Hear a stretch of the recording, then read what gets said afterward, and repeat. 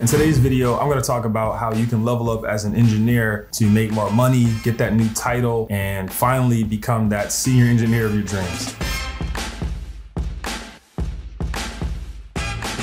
What's going on, everybody? I'm Scott Moss and welcome to my channel. So the first thing we need to think about is what is valuable about an engineer at a company. Then we can find out how to increase that value, which is gonna make you more attractive and it'll be less difficult to move into some of those higher levels. So as an engineer, your job is to basically solve problems. There's a technology company you work at. Technology is their product. You are an engineer, you're part of a team that helps build that product. You solve these problems that hopefully increase some bottom line somewhere. I mean, you're literally the lifeline of a tech company. At the end of the day, you're gonna be graded on your impact. You're gonna be graded on your output. You're not gonna be how clean your code is or anything like that. These are businesses. They have to make money. They have investors that they have to appeal to. They have growth deadlines they're trying to hit. They're trying to beat the burn rate of them losing money because they're paying you a ridiculous salary. Like, they have to hit goals and you are gonna be looked at by your impact. So what does that actually mean? Well, the impact is basically the things that you make, the outcome of those things. So the code that you write, the software that you build, what does it actually do to affect the company? Does it help us grow? Does it pull us back? Does it actually make big changes? Sure, you're probably not the person at the company that's coming up with these ideas and things like that, but you are the one implementing them. So if you're part of that, everyone in that team kind of just wins. If you could look at what your company's trying to achieve in the next quarter, the next 2 quarters, the next year, what technologies will position you in a way that you can increase your impact at that company?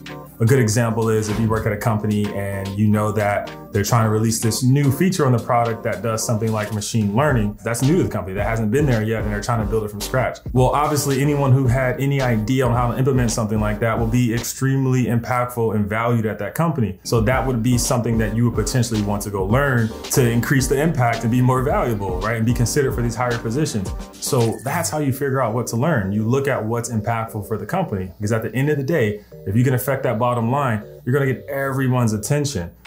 The other thing is you want more responsibility. As you become more senior, you're gonna be expected to take on more responsibility. You're gonna go from just checking off boxes on this user story to, designing a full architecture for some new feature or some new app. So if you are at that level where, you're on a team and your product managers and your lead kind of like, groom your tickets for you, and you just take the ticket and you work through it and you pair sometimes and you ask questions and you get through it, that's good. But you gotta go a step further and do more, right? It's not just about getting things done. So an example that I see with a lot of new engineers is that they struggle in silence. They'll get a ticket and they'll see, they're like, wow, I have no idea how to do this, which is very common no matter what level you're on. Just know that right now, that's never gonna go away. And what they'll do is they'll be too scared to ask for help because they think that it's expected of them to know how to do this. They have this severe imposter syndrome. They let no one know. They'll do the stand up and be like, yeah, I'm good, I'll get it done, all this and that. And in the meantime, they're like sitting at their desk just struggling. But what they don't know is that the senior engineer is sitting there like, I know they don't know how to do this. I know they don't, how would they know how to do this? There's so much missing context that they didn't ask for. So you got to get over that fear of looking stupid, right? Of not knowing stuff, and use your resources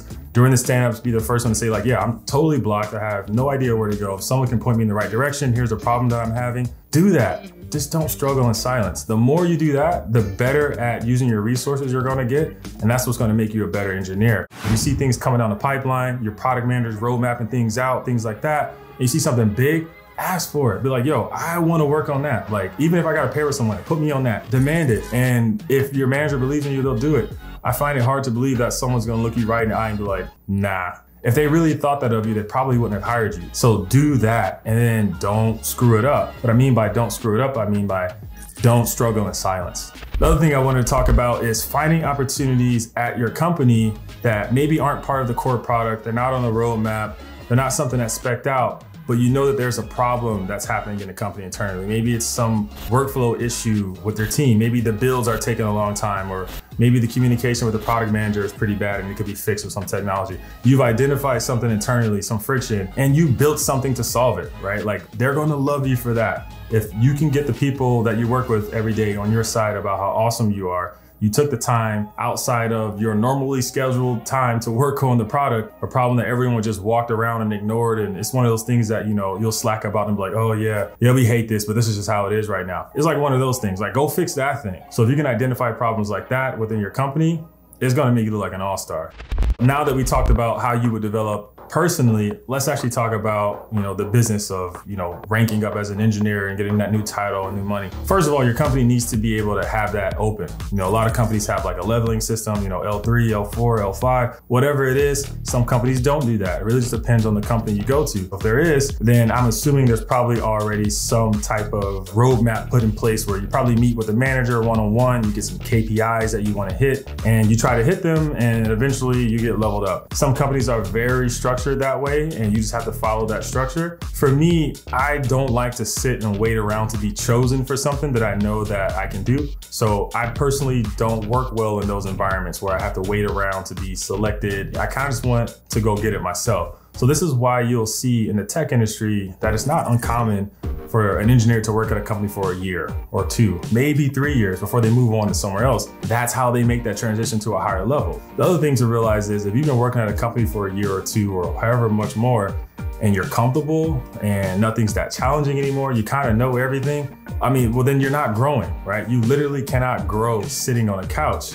You can only grow when you go to the gym and you work out and you sweat and you struggle and you have some discomfort, you have some pain. So if you're not experiencing a lot of that at the company, you're probably not growing. Always position yourself in a place that's uncomfortable as far as like your technical skills and the things that you're working on, because you're just so unfamiliar with them. They seem very difficult. That's a very good sign that you're probably gonna grow.